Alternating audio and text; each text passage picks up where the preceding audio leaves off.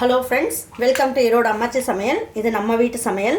இன்றைக்கி நம்ம பார்க்க போகிறது ஒரு சூப்பரான தக்காளி தேங்காய் சட்னி எப்படி அரைக்கலான்றதை பார்ப்போம் வாங்க. நம்மளோட சேனலில் சப்ஸ்கிரைப் பண்ணாதவங்க சப்ஸ்கிரைப் பண்ணிக்கோங்க. சமையல் குறிப்புக்கள்லாம் உடனே உங்களுக்கு வேணும்னு நினச்சிங்கன்னா பக்கத்தில் இருக்க பெல் பட்டனை அழுத்தி வச்சுக்கோங்க. அப்படியே ஃபேஸ்புக், இன்ஸ்டாகிராம், ஷேர் சேட்டை ஃபாலோ பண்ண மறந்துடாதீங்க. ஒரு 2 ஸ்பூன் அளவுக்கு எண்ணெய் ஊற்றிக்கோங்க. இந்த சட்னி அரைக்கிறதுக்கு ஃபஸ்ட்டு என்ன பண்ணலாம், ஒரு 4 பல்லு பூண்டு எடுத்து போட்டுக்கலாம். இதுலேயே ஒரு புளியங்கொட்டை சைஸுக்கு புளியை வந்து இந்த ஓடு இந்த குப்பை எதுவுமே இல்லாமல் பார்த்துட்டு போட்டுக்குங்க. இதுலேயே 4 காஞ்ச மிளகாய் எடுத்து வச்சுருக்கேன், இதையும் போட்டுக்கலாம். இதில் 2 பிஞ்ச் அளவுக்கு ஜீரகம் எடுத்து வச்சுருக்கேன், இதையும் போட்டுக்கலாம். இதுலேயும் 2 இனுக்கு கருவேப்பிலை எடுத்து வச்சுருக்கேன், இதையும் போட்டுக்கலாம். போட்டு எல்லாமே ஒன்றா வதக்கிடலாம்.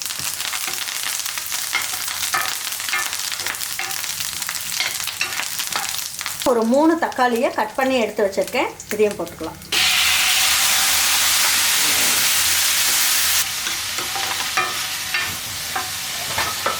இந்த சட்னிக்கு தேவையான அளவுக்கு உப்பு போட்டுக்கோங்க. டேபிள் ஸ்பூனில் 5 ஸ்பூன் அளவுக்கு தேங்காய் துருவல் போட்டுக்கோங்க.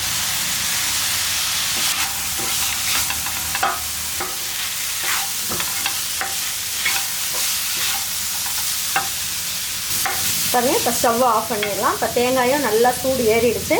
அதுக்கப்புறம் தக்காளியும் நல்லா வதங்கிடுச்சு. இப்போ தனியாக எடுத்து வச்சுக்குவோம்.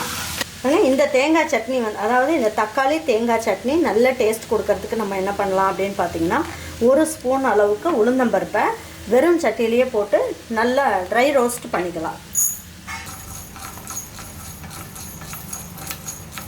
இதை வெறும் சட்டியில் போட்டுட்டு நம்ம அரைக்கும் போது அந்த உளுந்தம்பருப்போட ஒரிஜினல் ஃப்ளேவர் வந்து இந்த சட்னியில் நல்லா கிடைக்கும். கருக விட்டுறாமல் வறுத்துக்குங்க. இந்த மாதிரி நல்லா செவந்தா போதும். இப்போ இதை ஸ்டவ் ஆஃப் பண்ணிடலாம். இது நல்லா ஆறிடுச்சு. இப்போ என்ன பண்ணலாம், இதை ஒரு மிக்ஸி ஜாருக்கு மாற்றிக்கலாம். போட்டுட்டு இப்போ அந்த உளுந்தம்பருப்பை நல்லா வறுத்தாச்சு இல்லைங்களா, இந்த உளுந்தம்பருப்பையும் இதிலையே போட்டுக்கணும். நீங்கள் இதை வந்து என்ன பண்ணணும், பல்ஸில் போட்டுட்டு நல்லா துருவினதுக்கப்புறம் என்ன பண்ணணும், இதிலேயே கொஞ்சமாக தண்ணியை ஊற்றி அரைக்கிறதுக்கு யூஸ் பண்ணிக்கலாம். நல்ல தரன்னு இருந்தால் போதும். ரொம்பவும் நைஸாக அரைக்கணுன்றது அவசியம் கிடையாது. இந்த அளவுக்கு இருந்தாலே சட்னி வந்து நல்ல டேஸ்ட் கொடுக்கும். இப்போ இதை எடுத்து ஒரு பாத்திரத்துக்கு மாற்றிக்கலாம்.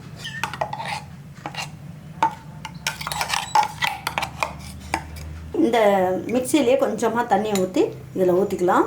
ரொம்ப தண்ணியாக இருக்கணும்னு அவசியம் இல்லை. இந்த அளவுக்கு இருந்தால் தான் அந்த சட்னி வந்து நல்ல டேஸ்ட் கொடுக்கும். பாருங்க, இப்போ சட்னியை தாளிச்சிடலாம். இதுக்கு 1 ஸ்பூன் அளவுக்கு எண்ணெய் ஊற்றிக்கலாம். இதில் ஒரு 1/2 ஸ்பூன் அளவுக்கு கடுகும், ஒரு 1/4 ஸ்பூன் அளவுக்கு உளுந்தம்பருப்பு எடுத்து வச்சுருக்கேன், இதையும் போட்டுக்கலாம்.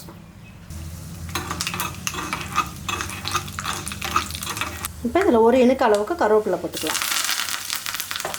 இப்போ இதில் 4 சின்ன வெங்காயத்தை நல்லா பொடியாக கட் பண்ணி எடுத்து வச்சுருக்கேன், இதையும் போட்டுக்கலாம்.